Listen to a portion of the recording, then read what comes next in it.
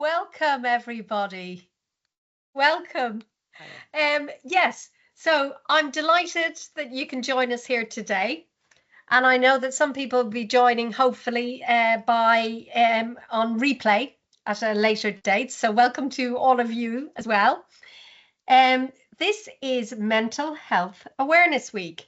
And the theme for this year's Mental Health Awareness Week is community.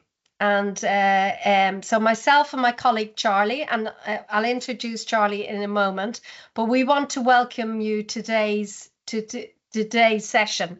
We're having a webinar here today, and the theme of that webinar is why community is key to young people's mental health.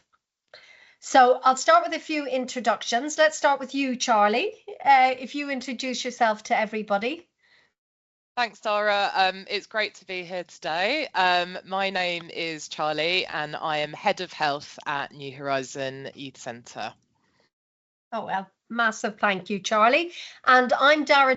I'm a trustee at New Horizon Youth Centre, and I'm here and I'm your host. So Charlie and I will be in conversation, but just a little bit about my background. I've worked in health and social care. I use that term loosely, but health and social care settings for a long time. You may see over 35 years now, I'm embarrassed to say, and predominantly that has been in the field of young people. So this is something that's very, very close to my heart. But yes, just a little bit about the webinar before we go into our conversation. So Charlie and I are going to have a conversation today. And what we're trying to do is celebrate the power and importance of community. We all know that being a part of a community, and when I say community, I mean that in the loosest sense, but being a part of a safe and positive community is vital for our health and well-being. And there's loads of evidence out there that shows that you're healthier, happier, and your mental health is better when you feel connections with people and you have supportive people around you. And what we're trying to do today is to take some of that we know and connect that to young people and homelessness. So to make those connections between that mental health element and community element and how that links to youth homelessness. So we're going to explore some of those. So I'm going to start with my first question, Charlie. So my first question of you is, at New Horizon, we support a range of young people often with very complex and different needs. So can you tell us all a little bit more about the sorts of young people that might walk through the door of New Horizon?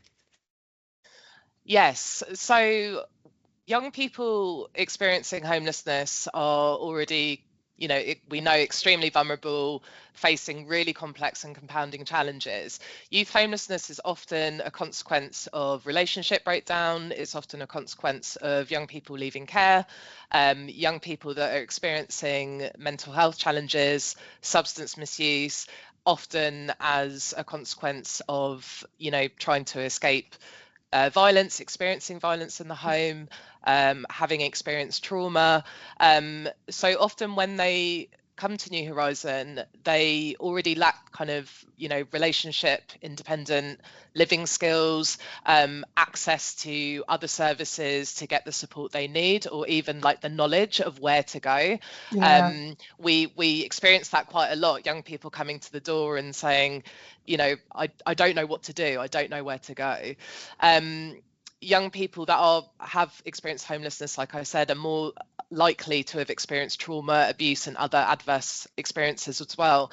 And we know when we look at health that, child adverse experiences can have an incredible impact on adulthood and life, and, whether that's our physical health or mental health. So we see young people, at the door coming in with those kind of challenges. We know that a lot of our young people have been excluded from school. They haven't been in education. They've struggled to get employment or kind of have any of those, any of those things before. We see they young don't people. have those sort of stable pieces, those stable pillars that a lot of young people sort of jump off of. Yeah, definitely. And, we see young people that are at increased risk of exploitation, abuse, trafficking, a lot of young people involved in gang or criminal activity. We have a fantastic youth justice team at New Horizon, which is actually where I started before I became to Head of Health. I didn't know that, Charly. Yeah. Yeah. Well, So a you've woman got of many that breadth of talents. experience. Yeah. Yeah, and actually, there is such complexity, intertwined with how young people get involved in the criminal justice system and the stigma that young people still face that are involved in the criminal justice system. But actually, what we find at New Horizon is young people desperate to get out of, get away from that risk and really. Kind of go on to reach their potential, to get out of that, so it's great that we have that team specializing in helping young people reduce their reoffending, and move on to kind of better things. We know that young people that have left care and young people that are from the BAME community, LGBT young people that are refugees or asylum seekers as well, that are at greater risk as well. So it's a lot of intersecting, kind of things that play into, homelessness and how they kind of present to us and what they come with. And I'll say that every young person has a different story, and although they may have experienced similar things, every young person is so different, but that's also kind of the beauty of New Horizon and how we see every young person as an individual regardless of their experiences. But it's honestly, it's fascinating but also tragic to hear a lot of their stories and how they have come to us at that point. Oh, you really have. You've really brought to life for me the fact that it is about the individual. There's two things. One, that it's complex. It's really, really complex. So it's not just one particular issue, and there's not a typical young person that walks through the door. I suppose that's the thing that resonates most with me. So massively diverse range of young people with a huge diverse range of needs. So how do you even begin to start thinking about the type of support? So what tell us why that sort of comprehensive wraparound support is so important to young people facing homelessness. I think it's crucial for young people experiencing homelessness because their health needs are often, as we've kind of just spoken about, but I can go into a little bit more, often so complex, urgent and deeply interconnected with their housing situation as well. So without stable accommodation, they're more exposed to physical harm, mental health challenges, substance use issues and barriers to accessing care. So many young people arrive at the centre kind of untreated or with like advanced conditions due to long periods of support. Well, yeah, exactly. Tell me a bit more. What, when you say untreated, what give us all a little example of what a young untreated young person might look like. Yeah, so what we hear from young people is often young people kind of put their health needs at the bottom of the pile, because what they're trying to do is they're in survival. They're trying to get day by day, they're in a desperate situation where they're trying to either kind of flee from violence. They don't have stable accommodation. So often what we see is that their kind of physical and mental health gets left untreated. And that can look like things, for example, chronic conditions exacerbated by rough sleeping. So that could be respiratory problems. We have a lot of young people with asthma, COPD. It could be kind of skin conditions due to really bad housing environments, or just being exposed again to infections and varying different, kind of contagious conditions, and often that's from like overcrowding. It could be like really bad kind of shared accommodation environments, that kind of thing, or it could be hostels where the bedding isn't even cleaned properly, that kind of thing. Also nutritional deficiencies, so weight concerns. So we know that young people that are experiencing substance misuse, also rough sleeping, often like eating won't be, or diet won't be a priority, of course, or they won't have access to food, healthy food. Poor dental health. I know just, with for me, finding a dentist is just, absolutely nearly impossible. As I've moved and I just can't find a dentist anyway, so I'm still with my dentist in London, which is great actually, to be fair. But yes, poor dental health, so lack of access to dental care, sexual health needs, so again, untreated infections, lack of access to contraception. These are the things that aren't the priority. These are the things that young people don't seek out, and actually young people don't often have the confidence or the knowledge to know where to start or where to go with that, and again, like injuries and wounds and things like that. I'm just as you're talking, I'm thinking about how often people lean into their families or others for knowledge about stuff like that, keeping up with your dentist, keeping up with your sexual health, and maybe not families around that, but there's so much that you at that age lean into your parents. So these are young people without those networks around them. Absolutely. And from when we talk about also like the mental health side of things, as someone with lived experience of a young person going through and trying to navigate the mental health systems as a child myself, it was felt near impossible, and at that time as well, our mental health wasn't spoken about as much as it is now. And what we find as well is that there's kind of this narrative where behaviors are labeled, there's a lot of stigma, something I definitely faced as a young person, that was seen as kind of hard to reach or hard to engage, where actually what I was doing is showing, I needed help, but I didn't know where to go. And that's almost kind of that way of trying to get that help somewhere. And luckily I was picked up by CAMS, which is the Children's Mental Health Services, and kind of that put me on a better path. But we know that now that like things like waiting lists for not just CAMS services but mental health services for younger people is huge. People are waiting literally months and years for this sort of support. Yeah, absolutely, Dara. And often, those mental health challenges are quite universal across the population that we serve. So, we've spoken about physical health, but actually trauma-related conditions, including PTSD, often complex trauma responses, dissociative symptoms, anxiety, depression, which is often exacerbated by the stress of housing and the instability, self-harm, suicidal ideation, substance use as a coping mechanism. And when you said waiting lists, I also started to think about how many young people weren't picked up in terms of their neurodivergency. So, we see a lot of young people access now that say, well, hey, like, there's something not right. There's something I've always felt. And again, like, if I kind of go back to my lived experience, this is still a journey I'm on. I'm only just accessing those kind of services in my older age now.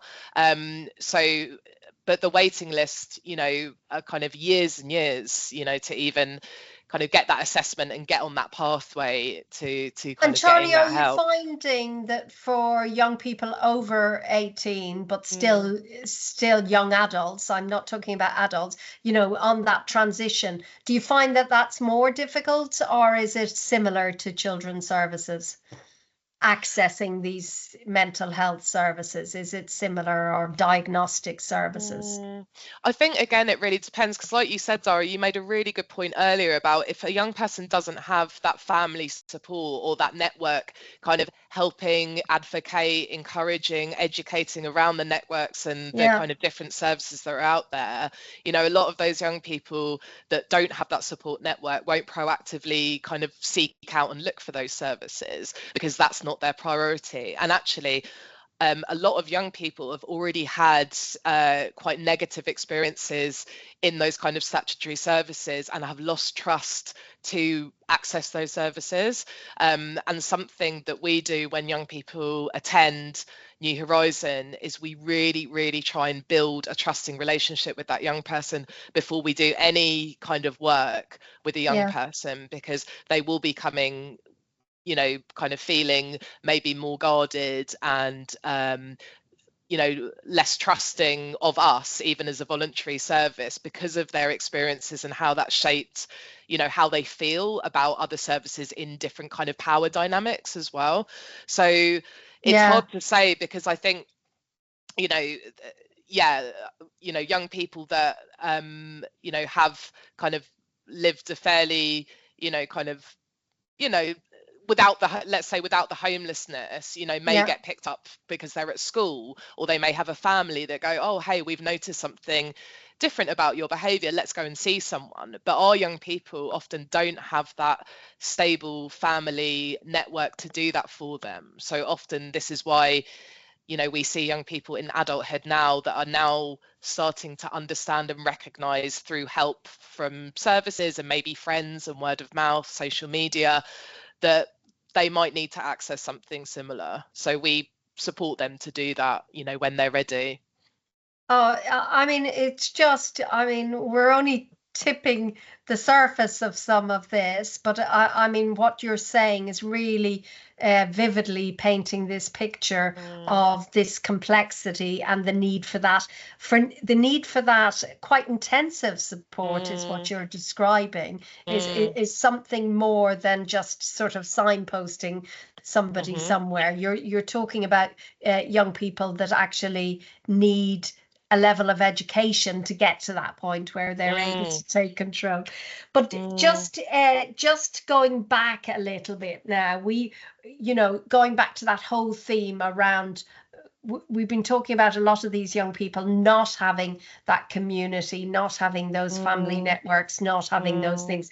So how does New Horizon go about sort of creating as that safe environment where young people can access some of these services? Well, it's funny because I was thinking about this question and I was thinking about how, like, what to say on it. And when I was in the centre yesterday, I was in the drop-in and I noticed on one of the walls there was a big sign saying community, and there were lots of little post-it notes surrounding the word. And I started reading the post-it notes, and actually I just want to read what some of the young people had put on those post-it notes, you know, instead of me, you know, it coming from me. So someone said people coming together and caring for each other. Someone said happiness, togetherness. Someone said different languages and people coming together, growth, safety, belonging somewhere, and help from others, a place where you feel safe and secure to be yourself and the people around you. And I think that really, for me, just really reflects in a nutshell how it feels to be part of New Horizon as a young person, but also as someone who works at New Horizon as well.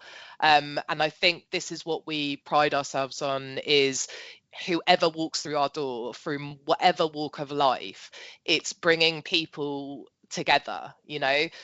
It may be people they would never, ever, ever have crossed paths with in their life, but suddenly you'll see someone playing chess with another person in completely Charlie, a different context. Tell you, I absolutely. It's amazing. You've triggered something, like a memory. It sounds like it was ages ago, but it wasn't. But a memory in me of my very first experience of New Horizons. So I hadn't even got the trustee role at this point. I was coming in to be interviewed for the trustee role, and Anyway, and I was sitting in that big open area, Hmm. and I don't know how. I can't even tell you how it happened, but within a few minutes, I was playing dominoes with a group of 8 young people, Yeah. and it just happened. And Yeah. then somebody came down and said, "Where is that person who's meant to be doing?" Yeah. And you're absolutely right. That sense of, I came home and I said to my partner, Mm, the sense of community in that mm, place blew mm, me away. And I've yeah. worked in this sector for a long time. So you're Yeah. absolutely right. But tell us a little bit about Mm, how. How do you yeah, create sure. that community? Well, I think our model and our support is kind of really based on the principles of like trauma-informed care. So I think the first thing is helping young people feel safe. You know, when we look at a lot of young people's journeys to New Horizon, again, it has not been straightforward. It has not been linear. We have had young people on incredibly traumatic journeys to New Horizons. So the first thing Okay. we want to do is ensure that our physical but the emotional environment is safe for young people. They feel safe, they feel secure. That could just be a welcome. It could be a show around the building. It could be our lovely receptionist Kessia, just, welcoming, a warm welcome, Yes. it could be seeing, a poster where there's, Arabic signage on the door, those kind of little things just to help young people feel like they can almost kind of there's some relatability somewhere, Yeah. so I think that's the first thing. And then, as I kind of mentioned earlier, it's building trust, it's building really trusting relationships with young people. It's kind of showing them that, we're all human beings. Yes, we Yeah. are, we have different positions in this organization, but actually, often what we hear from young people and from staff is that we are kind of one big family in some way, and kind of lessening those power dynamics. So actually the beauty of it is as well is that you will see kind of every staff from every kind of level, doing different jobs, doing different I tasks, sitting with see different that. young I people. It see doesn't that. matter who you are, there is representation across the board. Often our CEO, Phil, I think he was quite a good chess player back in the day, actually. So he often will sit with Maybe young he people does it playing for a chess. reason then. Yeah, maybe. Competitive. Exactly. It's similar to like, our counsellor, Holly, often before young people go into counselling, again, there's a bit of there's a bit of concern, there's a bit of worry, there's a bit of Yeah. stigma still attached to speaking about your mental health, particularly in different cultures as well. So often what our counsellor will do is come out into the drop-in, maybe play Connect Four, just strike up conversation. Yeah. It really is as simple as that. It's building trust. It's kind of finding finding common ground, asking a young person about different things, it might be music that you can relate to, it might be something else, it might be food. It's about kind of finding that kind of solidarity in something, I think, and that helps young people feel at ease. It helps young people feel that we're not just we're not just professionals, we're not people in power like they may have experienced before, whether they've been through probation or they've been through the local authority.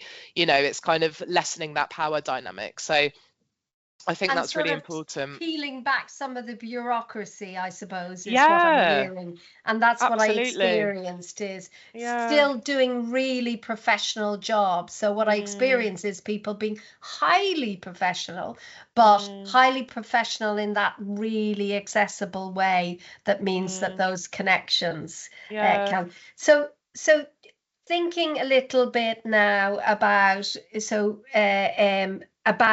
that building of trust. Mm, So what is it that sort of maintains the trust throughout the mm, work? Because some of this work can get quite heavy, for mm, want of a better mm, word, and mm, deep. So mm, how do you keep the trust when you're dealing, especially around mental health issues, when you yeah. start working on very sort of traumatic Mm, pieces of work with young people? mm. Yeah, that's a really good question. And I think there's a piece of work that's been happening kind of for a long time, something we call the shared commitment. And this is a piece of work that has been developed and co-produced with young people, staff, other organisations, and our youth voice. And this document kind of sets out very clear expectations from the get-go around how young people would like to use the space, how young people would like to be kind of treated, what they expect from us, so we can hold ourselves accountable as well, but also, you know, what we kind of expect from each other. And I think that document is so important because, again, we're working with so many different people from different walks of life that may, you know, that maybe there's some things, you know, that socially norm in certain places that may not. And it's, again, it's about education and it's about helping the young people really, again, you know, co-produce and develop what they want that service that it's for them to look like and to be like.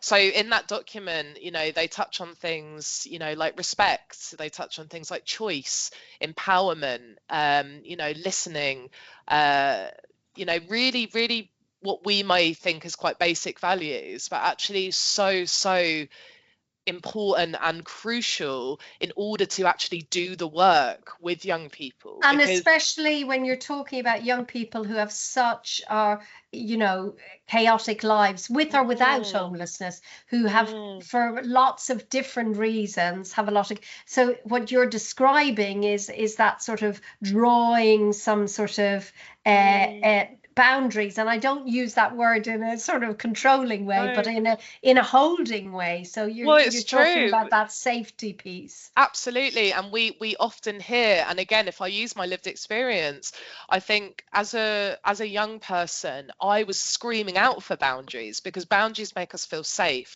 It makes us feel like people care and it makes us feel loved.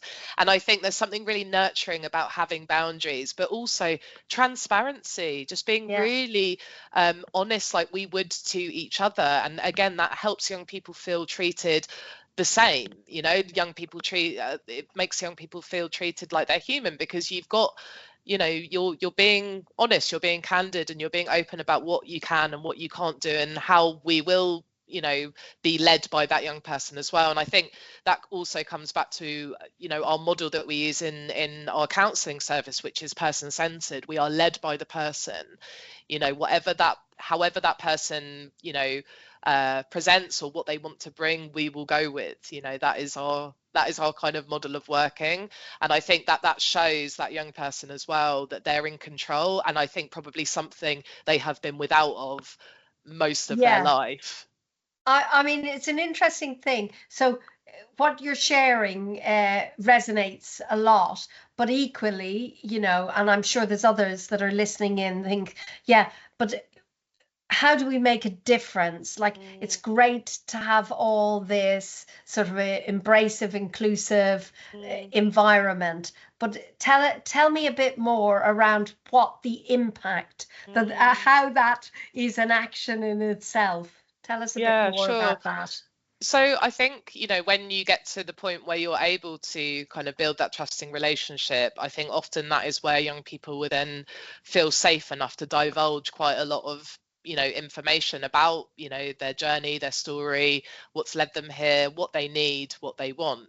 And I think what we're really great at doing is kind of adapting and flexing to, you know, to their needs and meeting young people where they're at, going at their pace, but using the skills and expertise that we have in the various different teams across the organisation to really drive that forward.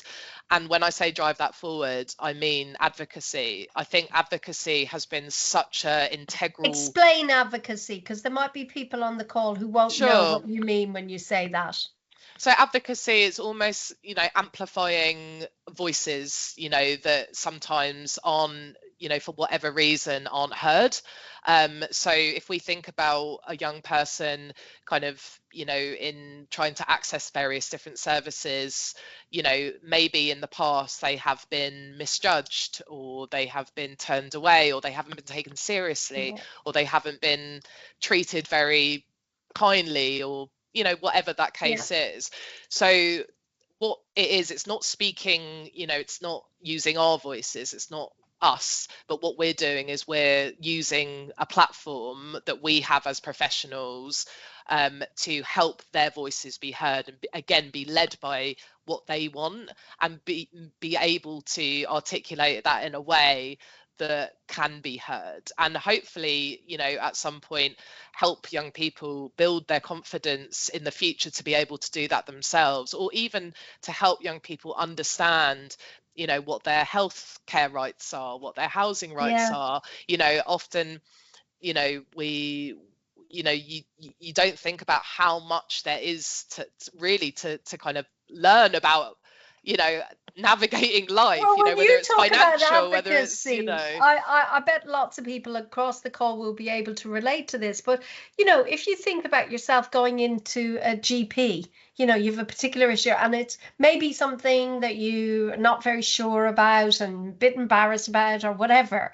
And what it takes, I mean, many times I'm a senior person in a very large organization with lots of people, and yet I get into a doctor and they tell me what you know, they give me things and I go, yeah, and I walk out and I think, why did I not just say what I want? So this advocacy point is really interesting to me. We could all do with a bit of it, but actually these young people, it's so critical. And you know, there's so many barriers when we think about healthcare in particular. So, you know, those kind of psychological, emotional, cultural barriers around, you know, accessing healthcare, whether that's again like trust issues, you know, a low expectation of the self as well, so an internalized belief that they don't deserve or you know, or wouldn't even get help if they tried, you know, and again limited understanding of health conditions, where to seek help. Often, you know, young people have experienced, you know, being judged for their housing situation or for being homeless. Also, like language and cultural barriers as well. So, you know, healthcare has a particular set of vocabulary and is rooted in cultural approach to health, both of which can be quite alien to people that have, you know, just moved to the country, for example. And you know, that's just the psychological part of it. I mean, there's a lot of other systemic barriers that mean it's incredibly difficult to get the outcome. And like you said, Dara, just, you know, sometimes, you know, you can call the GP surgery at 8 a.m. and then be in a queue of 30 plus, and actually you just think, oh, you know. And but if that's you've ADHD, for me and you know, put the phone down. Well, I do.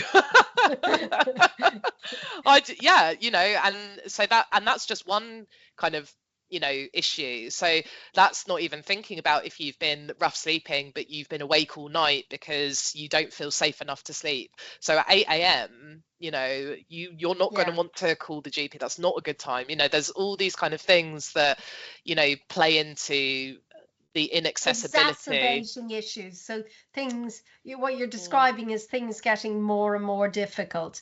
I know that we did, so we've done an evaluation of your services. Well, not yours personally, although you're a very important person in delivering those services. Tell us a little bit. And so thinking about that impact, how the work that we do actually makes things different for young people, or change, in some cases quite dramatically changes their lives. Tell us a little bit more. We're going to show a little film in a minute, everybody, but tell us what you've heard from young people about. Well, again, I've got some really helpful quotes, and just love to hear them. Just on the back of what you said, Dara, our health evaluation has gone live today. So if anyone wants to access the full report, it will be on our website. It will also be on our social media as well, and you'll get a really comprehensive overlook of our staffing structure, what we have done as a health team, what we plan to do in the future, and these quotes will also be on there, and the impact. I'll just say to people, because some people here on this call will wonder why we're not putting these links in the chat. There's an issue around that, but you can get everything that we'll definitely be doing a follow-up, and we'll make sure that you have all this information. And I just really, really sorry, but I should have said right back at the beginning, if anybody has any questions, please put questions in the Q&A. Love to hear your questions, and we'll definitely have a bit of time to answer your specific questions. So, but Thanks, going Dara. back to you, Charly, around. No, So that's okay. tell us a little bit about. Sure. I think I would say from what I've heard from young people and what I've observed, I think what we have been able to do is give young people a positive experience of what it's like to access holistic trauma-informed healthcare. I think what we've been able to do is debust and demyth quite a lot of anxieties and concerns that young people have had around accessing kind of more westernized healthcare. Maybe that's kind of around vaccinations, medications, their right to also have various different referrals, to access different kind of parts of the healthcare system that they may not have ever thought was open or accessible to them. I think the impact that we've had in terms of helping young people understand systems has been quite great, and I think we'll see long-term kind of benefits in the future, where young people are able to prioritize their healthcare and understand that actually their health is wealth, and their health is, should be prioritized. And has such a link to their homelessness situation, not just in terms of the cause, but actually Sure. Addressing that homelessness piece. Yeah, absolutely. I think what we've also been able to do is we've been able to show young people that, to not feel shame and to not feel, that they can't ask for help as well and ask for support. Yeah. And hopefully, again, what we hope to see in the future, that young people will feel confident to use their voice and to stand up for what they feel and what they think they need and should be able to get. What I hear from young people is that we see them as simply as human, and sometimes that really shocks me, because I think, gosh, what have they experienced before? Because if that is the baseline expectation, so dehumanized. Yeah. And actually, if that is how young people feel with us, I mean, that's always going to be enough, from my point. I know what it's like as a young person to feel shamed, to feel judged, to feel ostracized, to feel labeled, to feel like you're constantly this bad person. And actually, again, we see every young person differently. We're person-centered in that sense. We'll always kind of see who we have in front of us, and without making these prejudgments, we'll deal with what we're seeing and what we're hearing, and we'll try and do that in the best way that we possibly can.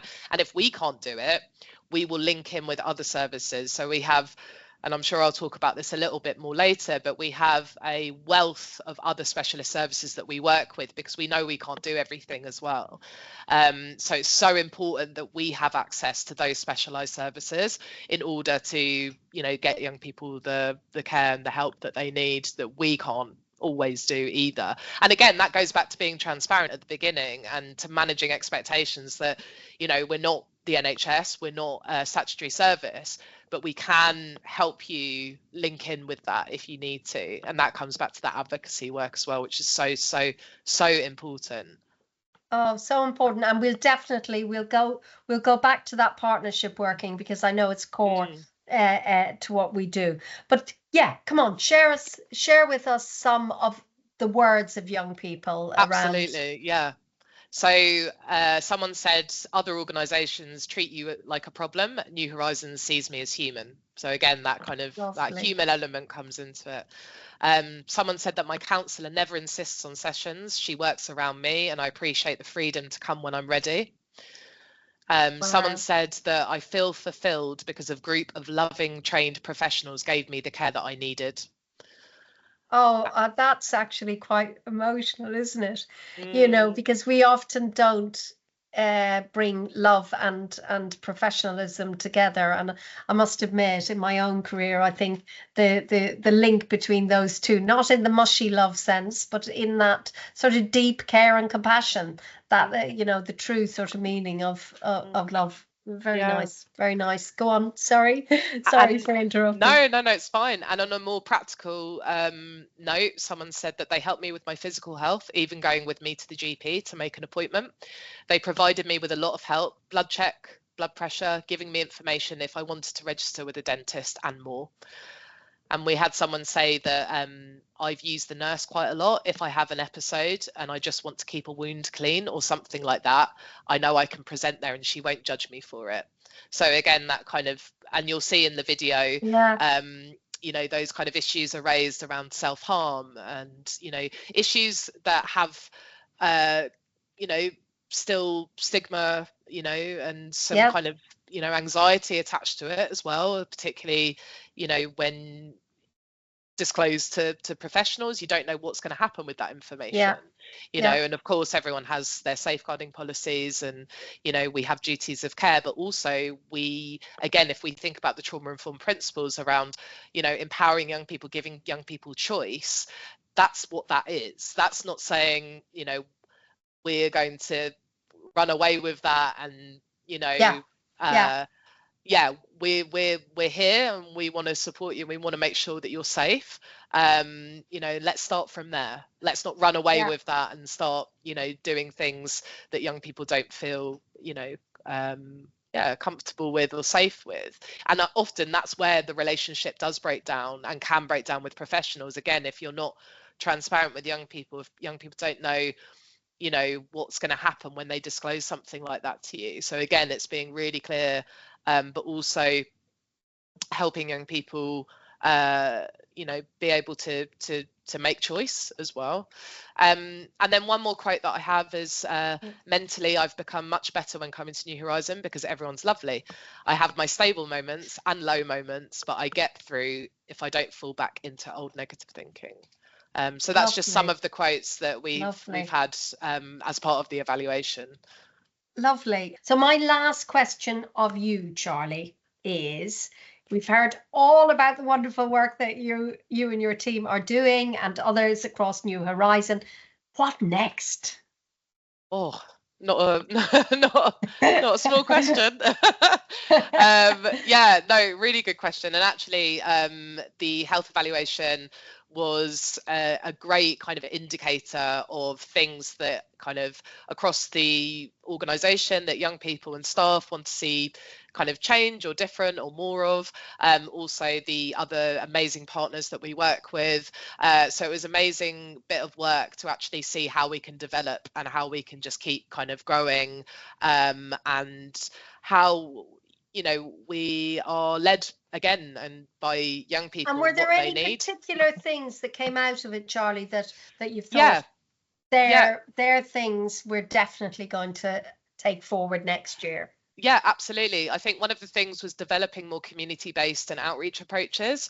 So really focusing on like our resettlement and again, like meeting people where they are. So, you know, we're not constrained to our physical building. And I think often what is really helpful is that we are kind of can be really flexible and adapt to being out with young people, you know, whether that's when Charly's talking about outreach, she means literally our workers going out, being on the streets with young people, bringing our services to them, to where they are. Yeah. And we have a fantastic outreach team already that do outreach kind of very regularly throughout the week, but actually having a kind of health specialists kind of involved in that kind of work can be so helpful for, again, really kind of being able to provide interventions kind of on the spot there and then, because sometimes with young people it is just about the right time and the right place. You know, it's meeting people where they are, and it's about kind of offering that support, you know, when we can, and you know, and a young person might turn around and say yes, and that's absolutely fantastic. So it's being able more to outreach, more outreach, settling young people. Absolutely, when we identify somewhere.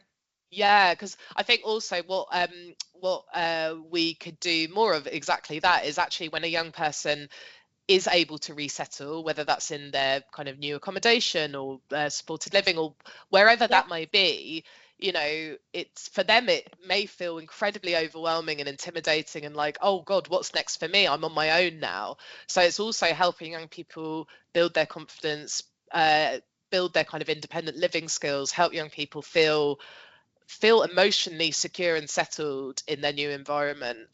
So that's something I think as a health team we could definitely do more of, that kind of psychological safety once young people are settled. We will continue to drive and build on our advocacy, so helping young people through workshops, through educational tools around understanding their healthcare rights and understanding health conditions. You know, we follow kind of trends and patterns around what's happening in the UK particularly. So last year there was a bit of concern around mpox, so we did a lot of work around helping young people understand the implications of that, what to look out for, that kind of thing, and also making those resources more culturally accessible as well. So I think what we see a incredible diverse range of young people, which is just, again, when we think about community, that is community, it's diversity, right?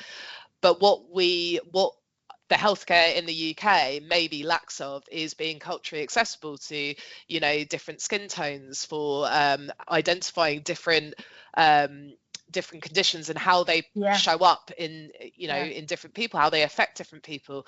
We're doing a lot of work at the moment around sickle cell condition, which often affects people from the BAME community. So, we really want to be ahead of those kind of trends and patterns and what we're seeing, and how that also shows up and reflects at New Horizon and the representation we have of that. So it's really important that we're able to do that education around that. Strengthening partnerships, something that we continue to do. So we have fantastic partnerships. One of our partnerships we have is with the Camden and Islington's Young People Service. So they're an NHS service that focuses on supporting young adults between 18 to 25 with mental health issues. They provide assessment, treatment, consultation services, which aim to reach young people that struggle to access mainstream mental health services. So they work very aligned with our value of kind of a really holistic kind of recovery oriented approach, and they work collaboratively with primary care and other NHS providers. So it's getting young people back. You're working, building those partnerships, recognizing that you can't be there forever. Yeah, and we have we have a lot of satellite services. So we have a sexual health clinic every other Wednesday that's based at our centre. So again, really bringing those services. So that's to another our young service people. bringing it. So the outreach is bringing it to our service to young people on the street. And then bringing that. Yeah, exactly. And it works because even for young people, an appointment up the road or a bus ride away is often too much and too far, and young people just will not want to do that. And if we bring it into somewhere they already feel trusting and safe, they're more likely to access those things. So we had the find and treat team that give kind of vaccinations, flu jabs, that kind of thing on site, doing that for our young people as well. And often those things still carry maybe a bit of stigma attached, or concern or worry about these things. So again, it's really like myth busting and really helping young people understand how to access and what they are accessing as well. Bringing it to them, bringing it to life. So exciting times ahead. Very exciting. Yeah. And just one more thing. Sorry.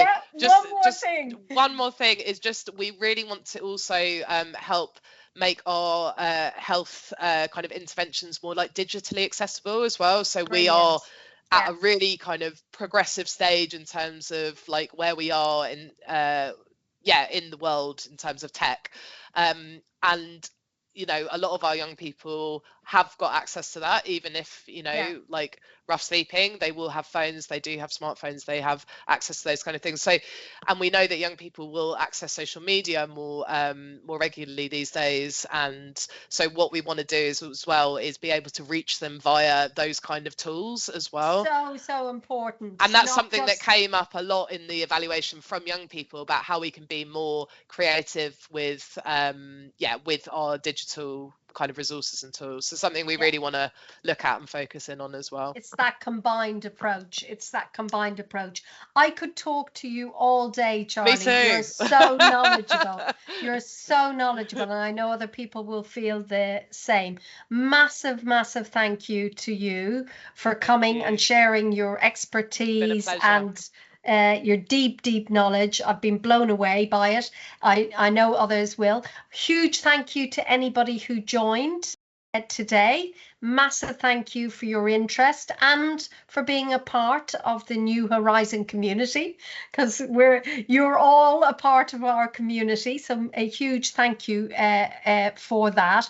Of course, please do share this. We want to get these sorts of things and the knowledge about the work that we do out there as much as we possibly can. I just wanted to end with, we've been talking about young people. We've been talking about young people who are experiencing homelessness and how mental health and community plays a huge role in that. So I wanted to say to all of you, please look after your own mental health. It's so important, not just this week on Mental Health Awareness Week, but across every day and every week. So thank you, everybody. Speak to you soon. Thank you so much. Thank you for everyone that attended today, and thank you so much for being the hostess with the mostess, Dara. Okay. Speak to you soon. Thank you. Take care. Bye-bye.